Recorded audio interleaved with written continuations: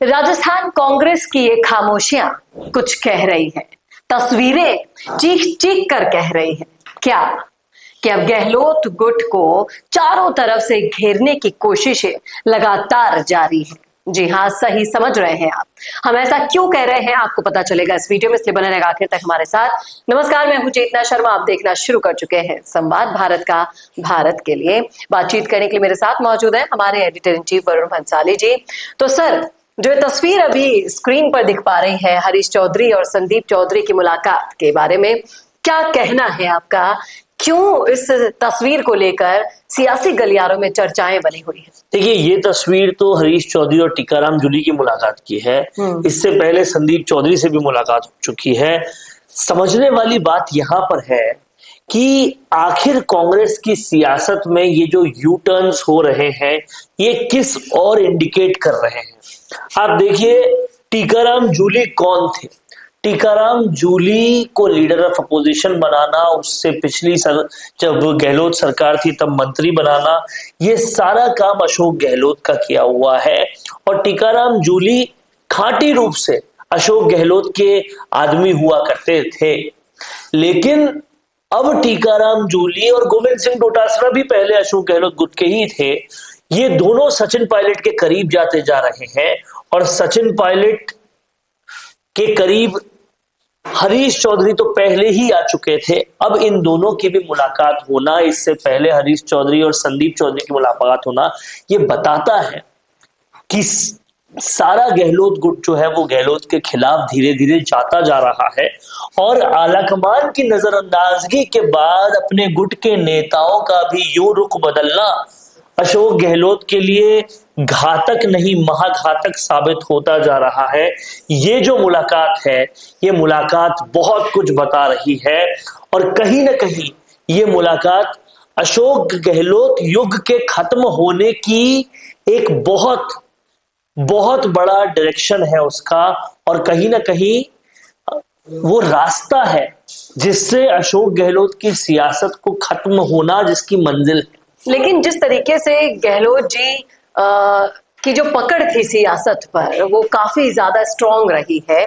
आपको नहीं लगता कि अंदर खाने ये जो मुलाकातें चल रही है, इससे पहले जब मैं सोशल मीडिया पर देख रही थी तो वो संदीप चौधरी के साथ जो मुलाकात हो रही थी हरीश चौधरी की, उसमें भी ये कयास लगाए जा रहे थे कि जो अशोक गहलोत जी के आंख नाक कान रहे हो, वो अब मुलाकातें कर रहे हैं उन लोगों से जो उनके बिल्कुल ऑपोजिट में बैठे हैं। देखिए, आप समझिए, अशोक गहलोत का सियासत में ताकतवर होना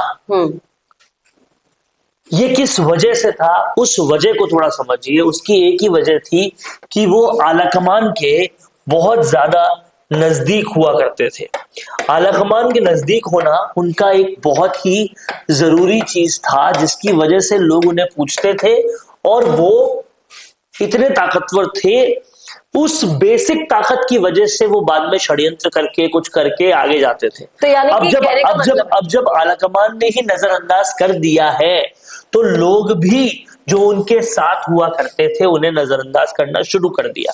अब आलाकमान के दो सबसे करीबी नेता जो है वो, एक तो हरीश चौधरी है जिनको पूरा मध्य प्रदेश दे दिया, एक सचिन पायलट है जो एक राज्य को तो संभाल ही रहे हैं, उसके अलावा भी अहम मुद्दों पर साथ आ रहे हैं।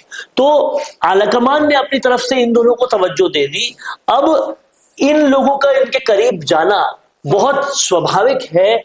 और अशोक गहलोत जो चाह रहे थे आलाकमान टाइम दे, जाके राजस्थान हाउस में बैठ गए कि अब टाइम दे तब टाइम दे, आलाकमान उनको टाइम ही नहीं दे रही, तो पहली नजरअंदाजगी यहां से हो रही है। यानी कि गहलोत गुट भी अब चाहता है कि गहलोत जी अब आराम फरमाएं।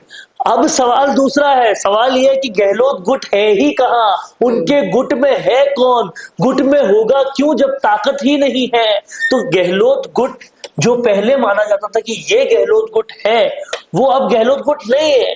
वो अब मिल चुका है इनसे, सचिन पायलट से, जो आलाकमान के दो सबसे इंपॉर्टेंट लोग हो चुके तो हैं। इनको भी पता है कि अब कमान राहुल गांधी और प्रियंका गांधी के पास है, और राहुल गांधी प्रियंका गांधी के करीब कौन है? सचिन पायलट है। बिल्कुल। और पायलट के करीब रहने में ही इनका फायदा है। और साल भर से अशोक गहलोत को मिलने तक का वक्त राहुल गांधी नहीं दे रहे, तो उनकी तवज्जो क्या रही? जिनको राहुल गांधी नहीं मिलने का वक्त दे रहे, वो करेंगे क्या? उनके करीब कोई जाएगा क्यों? तो ये पूरी सियासत जो है वो चेंज हो रही है, और अब आने वाले दिनों में आप देखेंगे कि अशोक गहलोत की दूरियां और बढ़ जाएगी। आप सोचिए, हालत और कोफ्त अशोक गहलोत की यहां तक पहुंच जाती है कि अशोक गहलोत मीडिया को बुलाकर ये बयान देते हैं कि एक राज्य में आधे टाइम के मुख्यमंत्री और आधे टाइम के मुख्यमंत्री की प्रणाली बिल्कुल गलत है। यही इन्होंने राजस्थान में भी किया था, जिसकी वजह से बंटाधार हुआ।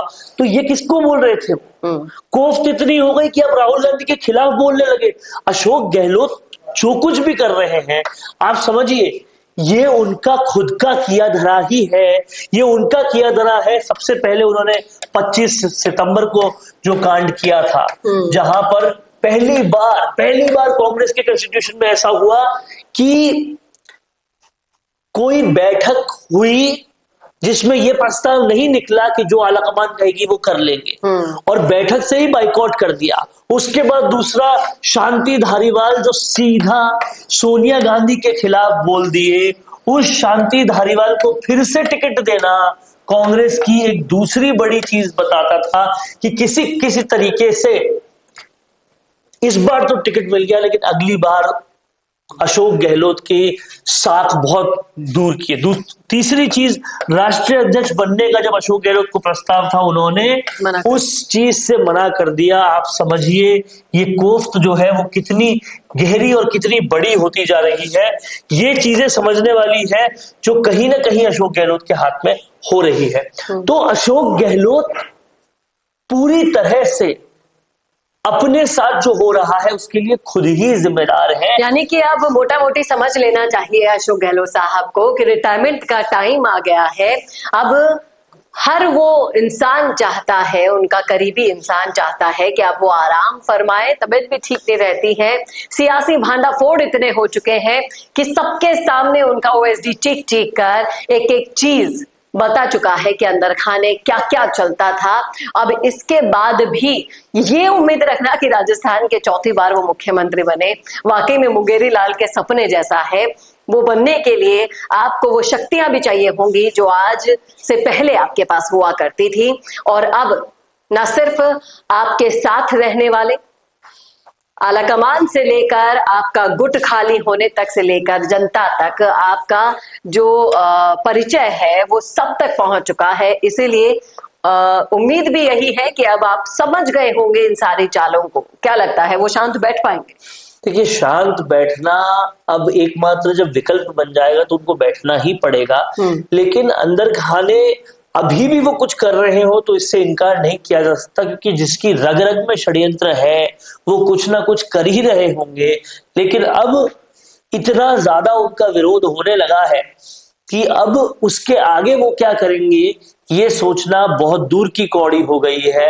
हालांकि एक काम तो उन्होंने कर दिया था, पूरी मीडिया को बुलाकर खुद राहुल गांधी की खिलाफत करना, तो आने वाले समय में और ज्यादा डिजास्टरस मूव वो ले सकते हैं। वो उन्हें जाहिर तौर पे कांग्रेस से तो थोड़ा दूर कर ही देगी। ये उस तूफान के आने से पहले की शांति है जहां पर देखने से आपको देखने भर से तो लगेगा कि सब कुछ बढ़िया चल रहा है, लेकिन अंदर सुनामी आने की तैयारी हो रही है। क्या कहते हैं आप इस मुद्दे पर? रखिएगा राय कमेंट बॉक्स में। कैसा लगा वीडियो बताना ना भूलेगा, और ऐसे वीडियोस के लिए देखते रहिए संवाद भारत का, भारत के लिए। नमस्कार। सच बताओ, इंस्टाग्राम पे डेली पोस्ट करते लेकिन फिर भी रिजल्ट 0 ही रहता है ना। तो प्रॉब्लम कंटेंट का नहीं है, हुक्स का है। और मिशी मीडिया सोल्यूशन लाया है आपकी इसी प्रॉब्लम का सोल्यूशन, क्योंकि हम बनाते हैं बॉलीवुड हुक रील्स जो इमोशंस को हिट करे, और एआई हुक रील्स जो एल्गोरिदम को समझकर काम करे। तो रील्स सिर्फ देखी नहीं जाती, याद भी रखी जाती है। तो अपने इंस्टाग्राम ग्रोथ को लेकर सीरियस होना तो अभी कॉल लगाओ स्क्रीन पर दिए गए नंबर पर मिशी मीडिया सोल्यूशंस को। तो वायरल सोचो, स्मार्ट बनो, और अभी रील्स बनवाओ मिशी मीडिया सोल्यूशन से।